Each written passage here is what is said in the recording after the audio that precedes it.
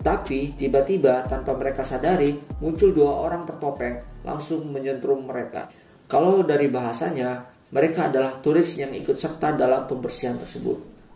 We love you, America. America is the greatest country in the world. Karena filmnya masih berlanjut, Leo dan Senator Ron tidak jadi tewas gengs di tangan turis tersebut. Karena mereka masih dibutuhkan sampai film ini selesai. Karena mereka diselamatkan oleh Joe dan Marcos. Is the American way.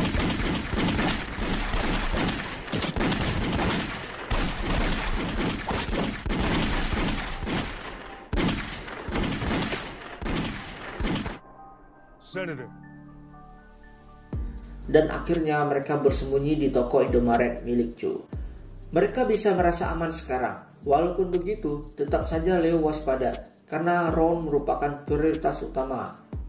Leo juga menanyai identitas Joe beserta Marcos. Sebagai seorang polisi, dirinya merasa harus tahu dengan siapa dia bicara. Tapi Joe sedikit tersinggung dikarenakan dia menganggap dia tidak tahu terima kasih sudah diselamatkan.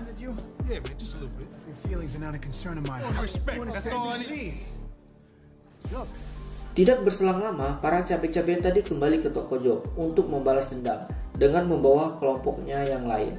Leo pun memutuskan untuk menelpon Lani untuk meminta bantuan. Di lain sisi, Lani sedang menyelamatkan seseorang yang melakukan pembersihan. Di sana, Joe bersama rekan-rekannya bersiap-siap menghadapi cabe-cabean ini. Tak lama kemudian datanglah Lani dengan kecepatan tinggi dan langsung menabrak orang di sana.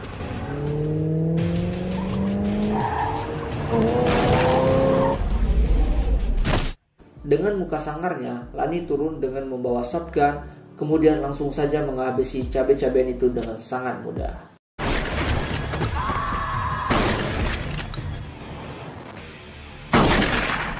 Mereka semua pun bergegas pergi ke pusat pelayanan bawah tanah.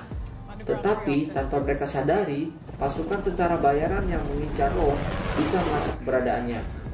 Kalian pasti ingat kalau Leo sempat tertembak saat baku tembak di rumah Ron. Ternyata peluru yang bersarang di tubuhnya adalah peluru pelacak. Tak lama saat berada di jalan, saat sedang ngobrol asik-asiknya, tiba-tiba mobil mereka diserang secara brutal. Keadaan menjadi kacau, bahkan pasien Lenny, yaitu Rondo, harus tewas terkena tembakan.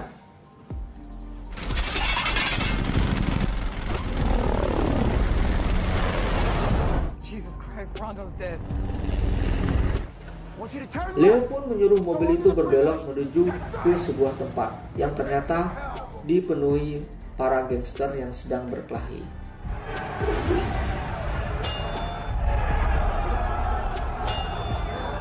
Saat berhenti di tempat itulah, Leo baru sadar kalau peluru yang bersarang di tubuhnya memiliki pelacak.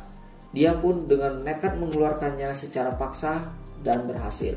Emang TOP abang Leo ini, segala hal bisa. Tak lama kemudian, para gangster tadi mendatangi mobil mereka, seperti akan menyerang. Mobilnya pun digoyang-goyangkan, tapi Joe bersiul, tiba-tiba mereka terdiam. Ternyata ini adalah sebuah kode. Orang-orang tersebut hanya ingin meminta mereka menolong salah satu orang yang terluka di sana. Dan Leo juga meminta bantuan kepada mereka. Ini yang namakannya simbiosis mutualisme. Scene berpindah ke pasukan tentara bayaran tadi.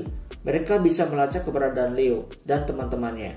Sampai di titik di mana pelacak itu berada, namun mereka tak ada di lokasi. Ternyata gangster tadi telah menjebak pasukan tersebut.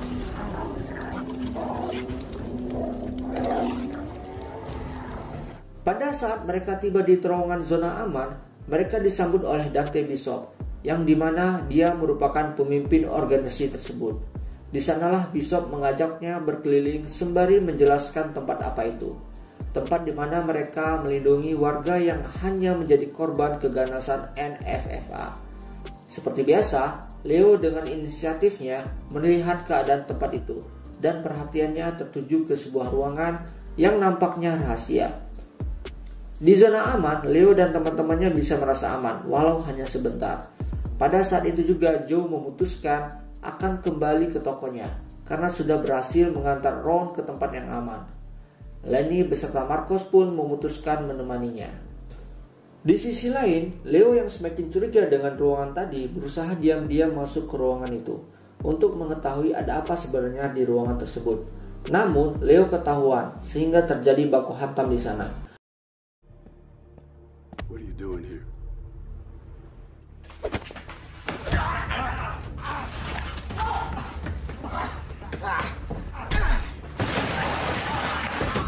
Oh, hey. It's all right. It's all right. Red, back up. It's okay. Just put. We're good. It's all good. Okay? Back up. Dengan keadaan tegang tersebut, Angel menenangkan Leo dan terkuaklah fakta bahwa ternyata gerakan Abang Dante itu sedang menyusun rencana untuk membunuh anggota NFFA beserta pendukungnya. Bahkan gerakan ini sudah memetakan tempat secara detail.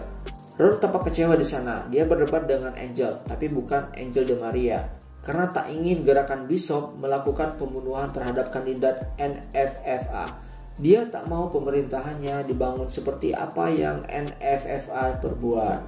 Di saat mereka bertengkar perihal rencana pembunuhan tersebut, Lenny menginfokan kalau mereka kedatangan tamu tak diundang, yaitu truk pemerintah dan serta tentaranya.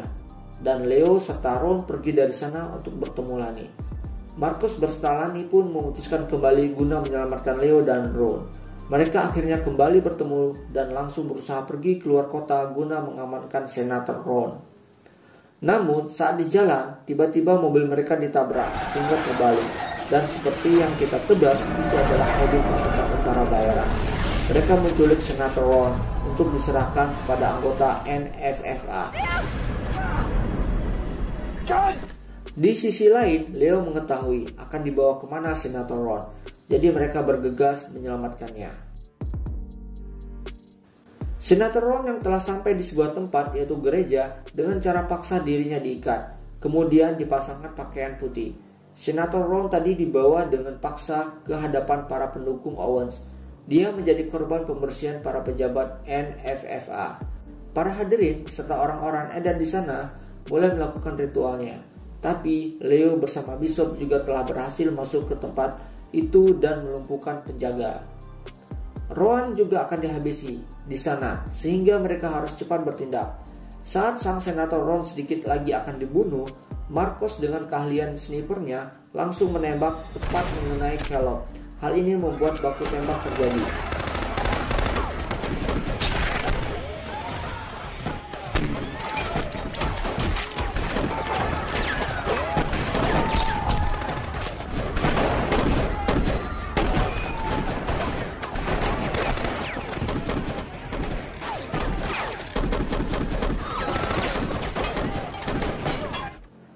Berselang lama, datang pasukan ke sana yang menembaki Leo beserta timnya. Tapi jangan salah gengs, pasukan Bishop telah sigap menghabisi orang-orang tersebut.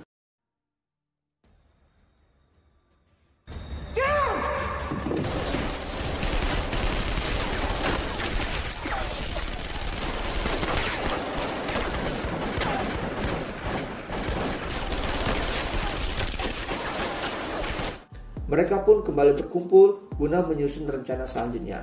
Tak lama, tim Bishop mengabari kalau Owens tertangkap, di mana dia tadi berhasil kabur. Saat berusaha akan membunuh Owens, Ron menahan Bishop karena dia memiliki prinsip tak mau menang dengan cara menghabisi lawannya. Tapi apa mau dikata, Bishop masuk sendirian menemui Owens. Di saat sudah berdua saja dengan Owens, Bishop jadi galau. Apakah ia akan membunuhnya atau tidak? Namun akhirnya dia membatalkan niatnya untuk melakukan hal tersebut karena ingat dengan Senator Ron. Dia pun berkata kalau Ron harus bisa menang dan bertanggung jawab atas prinsipnya itu. Tapi saat akan menuju tempat parkir guna mencari mobil, Bishop bersama timnya diberondong oleh pasukan tentara bayaran tadi, gengs.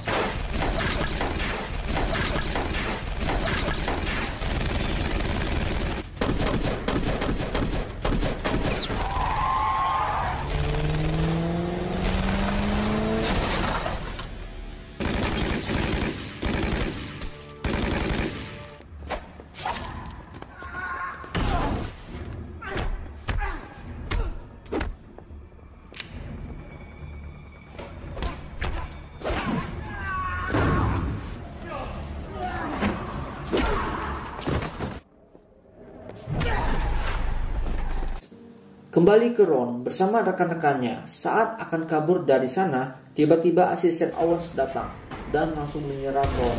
Kemudian Joe menjadi tameng untuk Ron, dan dia akhirnya berhasil membunuh pria tersebut walaupun Joe terluka parah. Pria baik ini pun tergeletak. Di saat terakhirnya, dia menitipkan tokonya kepada Marcos dan Danny. Ia pun meminta Senator Ron agar bisa memenangkan pilpres tersebut. Akhirnya Joe tewas. 2 bulan setelah pembersihan tahunan, pemungutan suara sedang dilakukan. Senator Ron berhasil unggul di hampir seluruh negara bagian dan mengalahkan Owens. Bahkan Ron telah melewati 270 batas electoral college sehingga dipastikan akan menjadi presiden Amerika yang baru. Dan film pun selesai. Oke, dalam film ini, peran Frank Grillo sebagai Leo Barnes menjadi salah satu terbaik dalam performanya sebagai seorang aktor. Dia juga memperlihatkan akting yang luar biasa. Yang menjadi perbedaan dengan film The Purge lainnya, di mana seluruh elemen ikut terlibat, mulai dari individu, kelompok, bahkan pemerintahan. Oke, mungkin sampai di sini perjumpaan kita. Kalau ada kesalahan, mohon koreksi di kolom komentar. Dan jika kalian suka dengan konten seperti ini, mohon sempatkan untuk klik subscribe, like, and share.